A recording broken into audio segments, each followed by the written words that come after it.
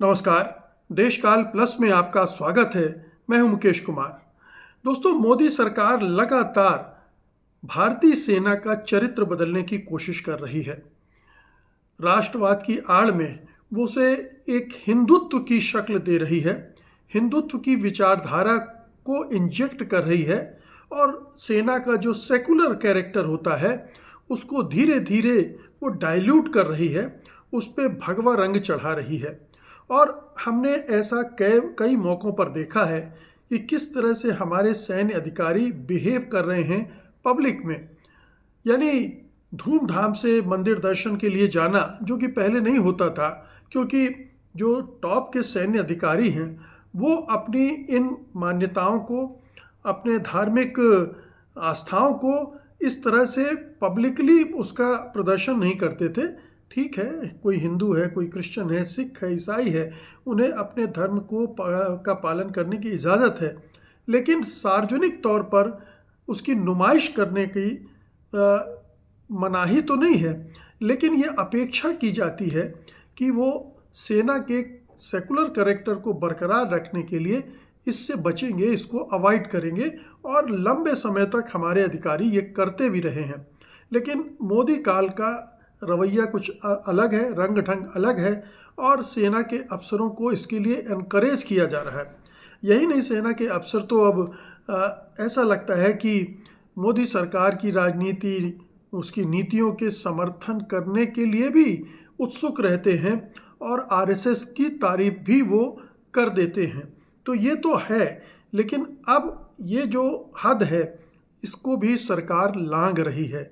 और कैसे लांघ रही है, इसका ताज़ा तरीन उदाहरण ये है कि मालेगांव बम ब्लास्ट के एक आरोपी थे लेफ्टिनेंट कर्नल प्रसाद श्रीकांत पुरोहित।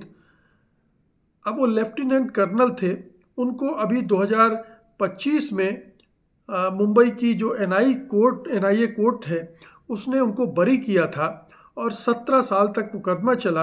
अब 17 साल बाद उन्हें सीधे ब्रिगेडियर रैंक का अधिकारी बना दिया गया है, जो कि भारतीय सेना में एक तरह से अभूतपूर्व हुआ है। इस तरह का केवल एक उदाहरण सामने आता है और वो है फील्ड मार्शल जनरल मानेकशॉ का। लेकिन जनरल मानेकशॉ पर कोई आतंकवाद के आरोप नहीं लगे थे। वो इस तरह से ऐसी गतिविधियों में किसी भी तरह से संलग्न नहीं पाए गए थे जिनकी वजह से उनका प्रमोशन अगर ब्रिगेडियर के लिए किया गया था तो उस पर कोई सवालिया निशान खड़ा होता, और नहीं खड़ा हुआ।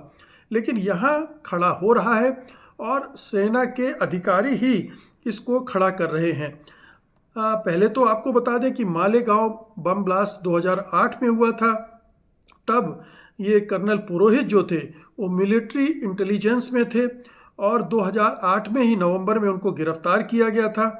इस बम विस्फोट में 6 लोग मारे गए थे और इसके जो कर्नल पुरोहित हैं उनका जुड़ाव एक अभिनव भारत नाम की संस्था से पाया गया था। अभिनव भारत नाम की संस्था की कई मीटिंग्स में वो शामिल हुए थे, जो कि उन्हें एक सैन्य अधिकारी होने के नाते नहीं करना चाहिए था। अभिनव भारत का बैकग्राउंड इस तरह की आतंकवादी उपद्रवी गतिविधियों में शामिल होने का रहा है। उसी से प्रज्ञा ठाकुर भी जुड़ी रही हैं।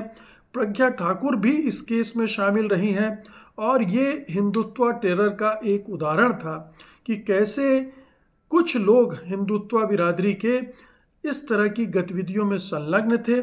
समझौता एक्सप्रेस वाला भी मामला था। इस तरह की कुछ आतंकवादी गतिविधियां हुई थी जिनमें इस तरह के लोग शामिल पाए गए थे, या ये माना गया था कि वो इन घटनाओं को उन्होंने अंजाम दिया है। तो कर्नल पुरोहित भी उनमें से एक थे। उनको अरेस्ट किया गया था, 9 साल तक वो जेल में रहे थे और 2017 में उनको सुप्रीम कोर्ट से बेल मिली थी। 2025 में स्पेशल एनआईए कोर्ट ने उनको और उनके साथ सभी आरोपियों को बरी कर दिया था, ये कहते हुए कि बियॉन्ड रीजनेबल डाउट प्रूफ्स नहीं मिले हैं। ऐसे प्रूफ नहीं मिले हैं जिनके आधार पर पूरी तरह से साबित हो जाए कि वो आतंकवादी गतिविधियों में या मालेगांव बम ब्लास्ट में शामिल थे। अब एनआईए का क्या कैरेक्टर है इस सरकार में, इस निज़ाम में, जो हमारी संस्थाएं हैं किस तरह से काम कर रही हैं, कोर्ट किस तरह से काम कर रहे हैं, ये तमाम प्रश्न अपनी जगह पर हैं और मुझे कुछ कहने की ज़रूरत नहीं है।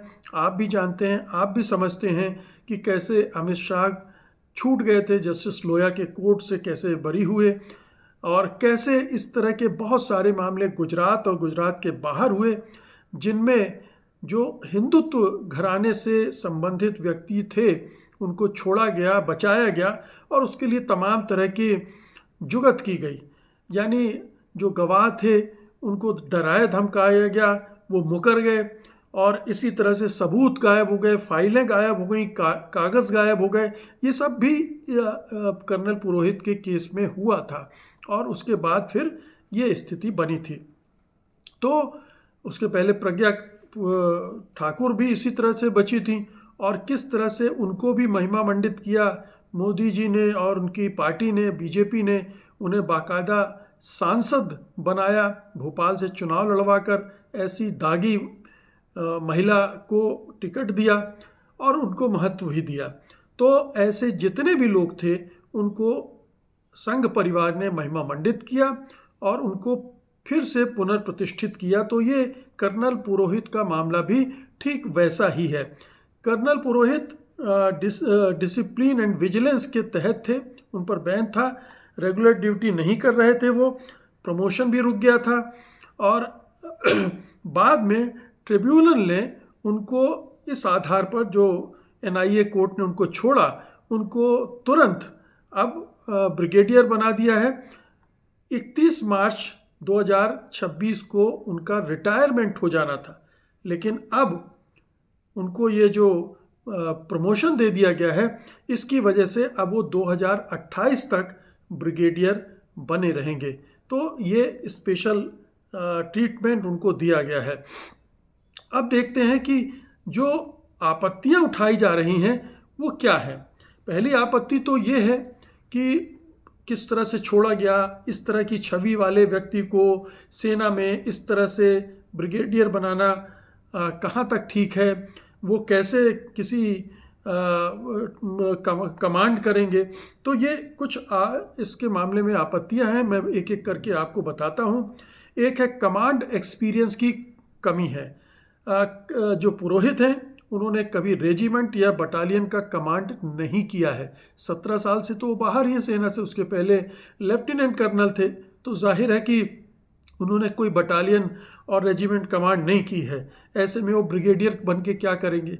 क्या बिना यूनिट कमांड के ब्रिगेडियर बनाना सही है?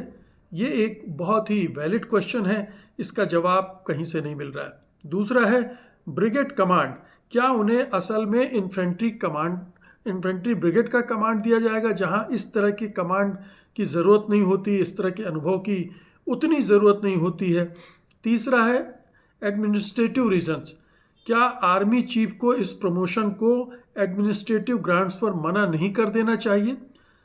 एडमिनिस्ट्रेटिव ग्राउंड पर इसलिए मना कर देना चाहिए था कि उन पर बहुत गंभीर आरोप लगे थे। कोई छोटा मोटा फर्जीवाड़े का, कोई धोखाधड़ी का, कोई ऐसा उल्लंघन नहीं था जिसको इग्नोर किया जा सकता था।